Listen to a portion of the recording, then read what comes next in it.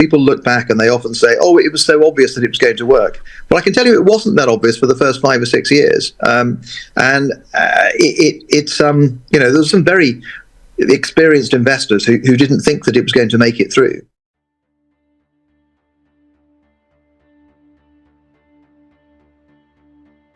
Nick, it is an honor to have you on the platform. You are the founder and former CEO of Moonpig, a company worth over £1 billion.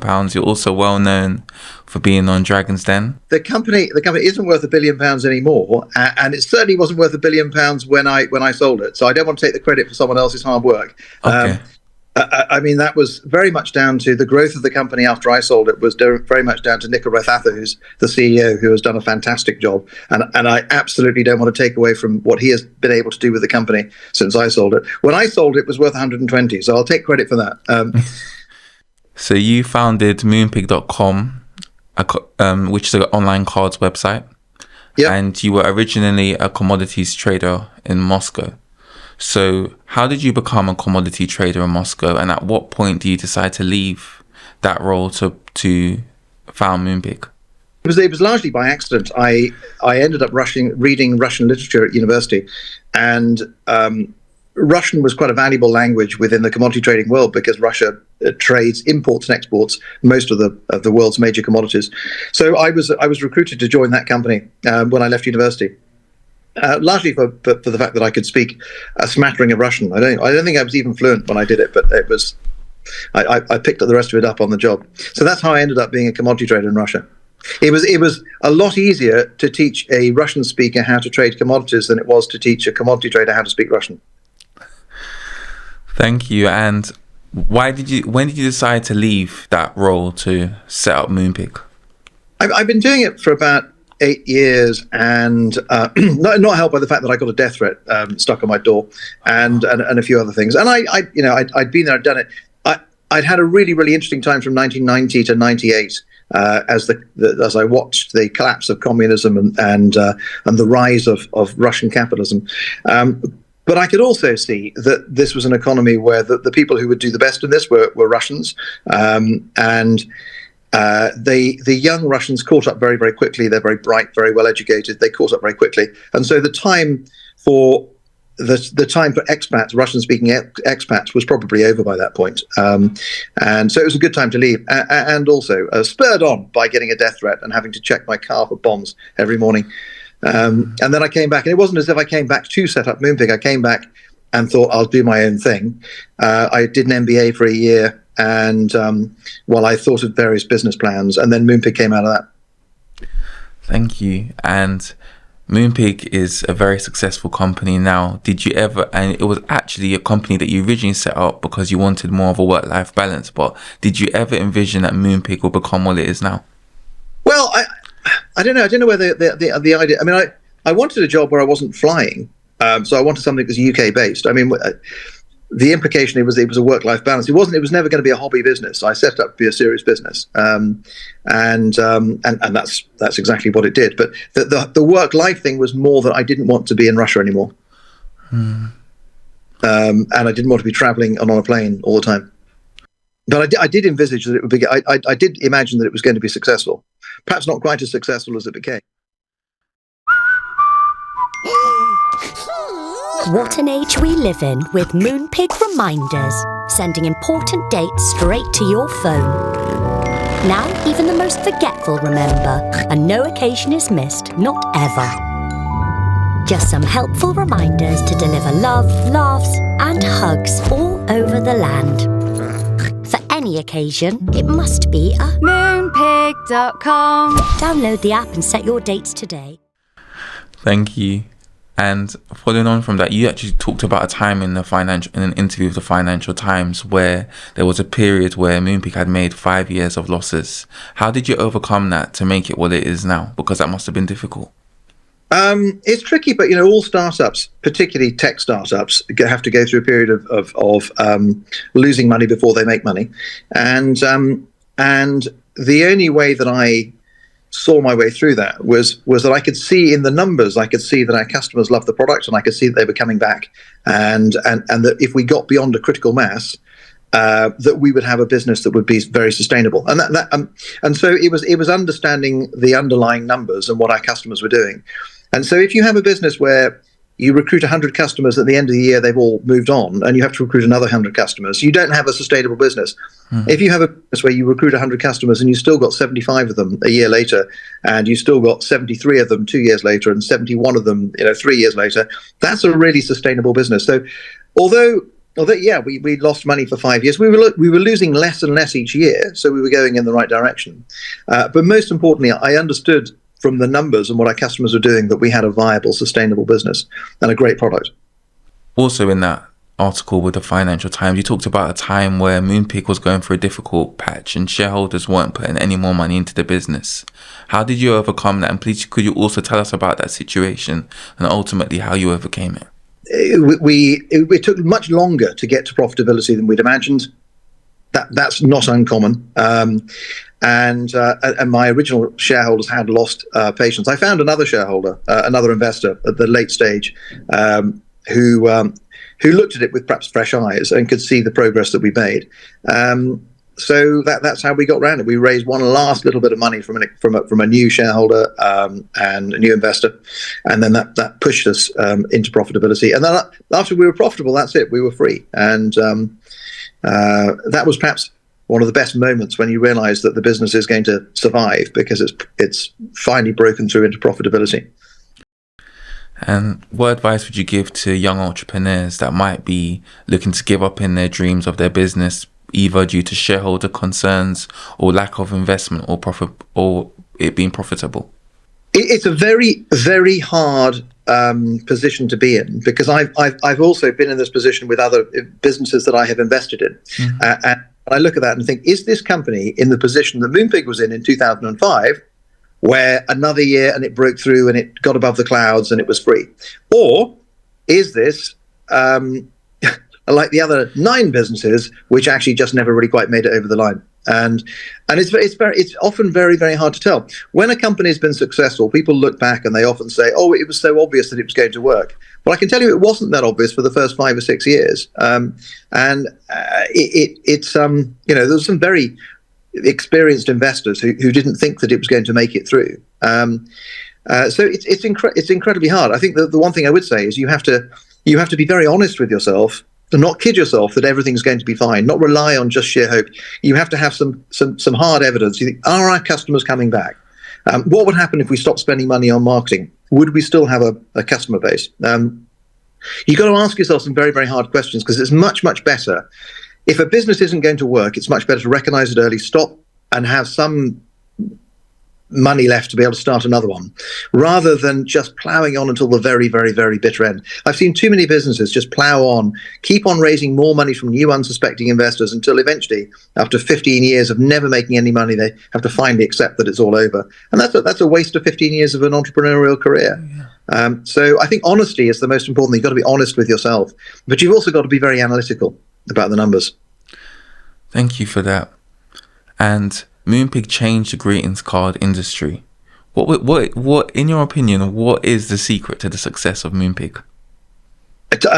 Accidental timing, probably. We had I knew that a really good greeting card is something that is personal and relevant to the person you're sending it to, and that timing was perfect in that it coincided with the rise of the internet and digital photography. So it enabled people to get very, very personal with greeting cards. And if you're going to turn up at a party with a really well personalized Moonpig card and a bottle in one hand and a bottle of champagne in the other, what are they going to remember? They're going to remember the card.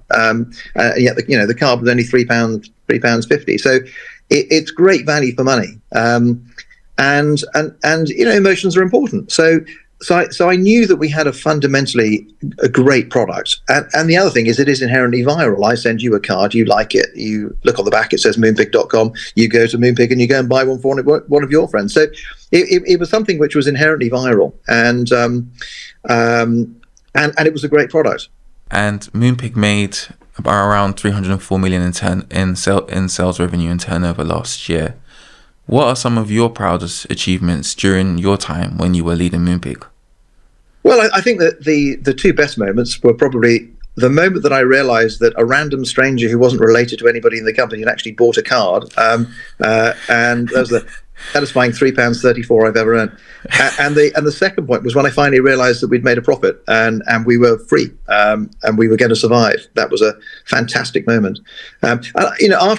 After that, we had a succession of years. We had 4 or 5 years where we were just growing at a phenomenal rate, and that was really exciting. Sharing that with the team, and we'd have another record day, and it was a very, very exciting time.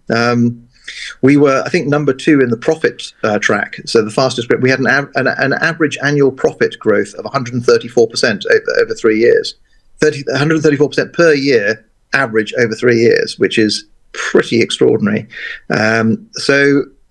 Those years were pretty exciting, where it's all on the up and up.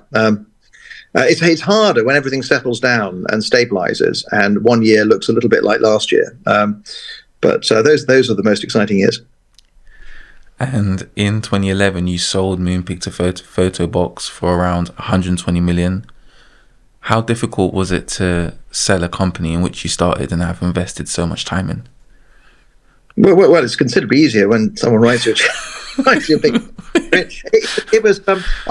I thought it was a good match, and it was a good match. It worked out very well, and also I'd done 11 years there, so it was time for me to move on. For me, it was rather like watching a child leave home and go to university. It was, and I'm still very proud of it, and I'm very pleased that the company has thrived since. Thank you. And in 2016, Photobox was purchased by Exponent Private Equity. Is there a risk of the Moonpig brand in the future no longer existing? And if so, what are your thoughts on this? Because sometimes when mergers happen, companies change and things just happen. What actually happened was that when we got bought by we got bought by Photobox, and it became the Photobox Group, and Moonpig was just a brand within the Photobox Group. But what you find with brands is the strongest brands survive, and they thrive. And what I noticed is a lot of articles would say Photobox, the Moonpig owner, Photobox Group Limited, and so they would always preface Photobox with Moonpig owner, because Moonpig was far and away the stronger brand. What actually happened in the end with that was that the owners decided to demerge Photobox and Moonpig, and the bit that floated was just the Moonpig bit, together with a small greeting card company they bought in Holland as well called Greets. So the Moonpig brand actually is thrived, and I think from a bit of common sense, if you merge two companies and one of them has a much stronger brand, then you have to go with the stronger brand. And you were actually a dragon on Dragon's Den in the 13th and 14th season. So how did this opportunity come about? I got a phone call from the BBC, and I think that someone had seen a talk I gave at the British Library, and I think they were looking for entrepreneurs who had set up a well-known business, had some time to spare, and reasonably articulate. And that's a fairly narrow pool of people. And I think the rest of them must have been busy because they gave me the job. And what are some of your best memories on Dragon's Den? It was great fun making it. It was quite easy to make it because you just sit there and, like I do in my normal day job, people come to me and ask me for money to invest in their businesses, and I listen to their story and I ask them questions. So it's really no different from what I normally do. And there's no element of production to it, so they don't ask you to repeat things or to act. There's no acting involved in it. I just do what I normally do, and then they edit it down to edit out the boring bits, of which there are quite a lot, and they just share the highlights. So it was great fun working with the other dragons. We got on really well. I think that cohort of 5 of us had. We had a great time, and it is really good fun to make. I love looking at new business ideas, so I thoroughly enjoyed it. Thank you. And sometimes on Dragon's Den, entrepreneurs that are seeking investment from the dragons overvalue their companies. How can they avoid doing that so they can have a correct evaluation? Well, I mean, sometimes the dragons undervalue the companies. So if I look back to my time at Moonpig, when I was raising money for Moonpig, I raised money at a pre-money valuation of 5 million at a time when our revenue was 300,000, and we had losses of 750,000 pounds a year. So go figure. The answer is that ideas are worth. It's very hard to value startups. You're valuing the size of the opportunity and the quality of the management team, and the likelihood of it taking off. And that's quite a difficult one to. There's no scientific formula to it. In those early years, there is no scientific formula to valuing a business. When it's up and running and it's got revenues, then there are lots of different formulae that you can use for company valuations. But in the early years, you've just got to make your own judgment about the size of the opportunity and the likelihood of it happening.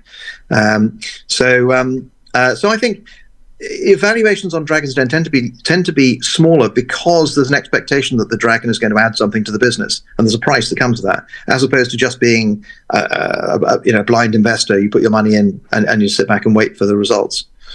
So that's why there tends to be a bit of a discount compared to the normal angel market. Thank you. And you ended up leaving Dragon's Den. What influenced your decision to leave such a successful show? Well, for starters, the Dragon's Den has always had. It's had, apart from the core of Deborah and Deborah and Peter, they like a bit of change anyway. Also, it was great fun to do it for 2 years, but I think the third year and fourth year would have been very similar to the years before. And they need fresh blood coming in. So I was quite happy to step aside after 2 years. Also, there's a limit to how many businesses I want to invest in. Because they all take up quite a bit of time, and these are quite small. They're quite small investments, but they still take up quite a lot of time. So 2 years was it was great. It was fun without it being an imposition, really. Thank you. And one really inspirational thing about you is all the work that you do for the Nick Jenkins Foundation. So why did you decide to get involved in philanthropy and charity, and what was it that drove your foundation? Well, I think you'll find that most entrepreneurs who sell a business would take the view that they probably made a bit more money than they intended to, and there's only so much stuff that you need in life, and there's a lot of satisfaction to be gotten out of being able to do things for other people. I mean, I'm certainly not alone in this. I think most entrepreneurs are very similar. They will take a chunk of whatever they've made and get a lot of satisfaction out of doing something very useful with it. So it's and it's not it's not simply just polishing your halo. It is genuinely. I find it very interesting trying to understand how do some of the problems of the world exist and what can be done about them. And that's certainly a lot more satisfying than buying another car or another watch or whatever. It's so a lot of it's motivated by the fact that it's a genuinely rewarding thing to do with your time and money. Thank you. And you do a lot of work in Africa through the Nick Jenkins Foundation. So please, can you just tell the audience about what you do? I thought it was amazing what you did. When I decided what I wanted to support, I looked at a lot of different causes and realized that in Britain we have quite a wealthy society. We look at the problems that we have, and then we work out how much tax we need to raise in order to solve those problems, and we pay our taxes. And I think paying tax is I have no great objection to paying tax, because I think it's all part of pulling your own weight in society. So I sort of originally took the view that most of that my contribution to UK societies are just I pay my taxes, I pay them on time, and I pay a lot of taxes, and that pays for the health system and the welfare system, but there are a lot of other countries where there just isn't that money available. There isn't a taxation base, and a small amount of money can go quite a long way. So of the causes that I've looked at, one is literacy, which I think is a fantastic investment in any society. Because at least once you've got someone to the point they can read and write, they're then free to be able to use that tool to make the best of their life. So I've been involved in a couple of literacy projects, and also the foundation has invested in a company called Mwabu, which is based in Zambia, and is trying to provide tools to help teachers teach better in rural communities.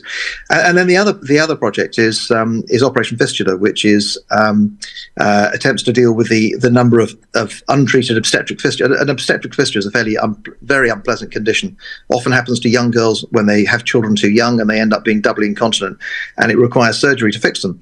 And there are about 1 million women in sub-Saharan Africa that have an untreated fistula. It's a pretty unpleasant complaint, because you end up, if you live in an area with poor hygiene, you end up you're not smelling, which then means that you get slightly shunned, you can't work, and then it goes into a downward spiral. And it's not something that's going to kill you, but it's going to something that will ruin your life. And it tends to happen to girls who are 15, 16, 17, quite young. They've got the whole lives ahead of them. And for roughly £1,000, you can fix that with surgery. And it's one of those slightly neglected causes, because it doesn't kill you. It's not about saving lives. It's just about massively improving lives. And so that was the other cause that I spent some time trying to work out where would my money go further. That was one of the things that I've decided to support. What do you believe were your smartest investments during your time on Dragon's Den? I don't know about smart. I mean, I think the best investment, I've invested in a business called Snaffling Pig, which has done very well. It's a pork scratching business. Fantastic business, very good management team, and they've done very well. It's a brilliant brand. I suppose, I mean, if there was any skill in investing in that, I recognize they're a good team, because I tend to get an instinct as to whether or not an entrepreneur has got good commercial instincts or not.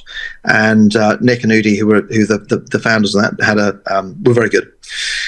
So that's worked very well, and also Sublime Science, which was a children's science party business, which did very well, and in fact sold only 18 months after we invested in it, and that was just a recognition, really, that it was a great concept, but also Mark Wildman, who set it up,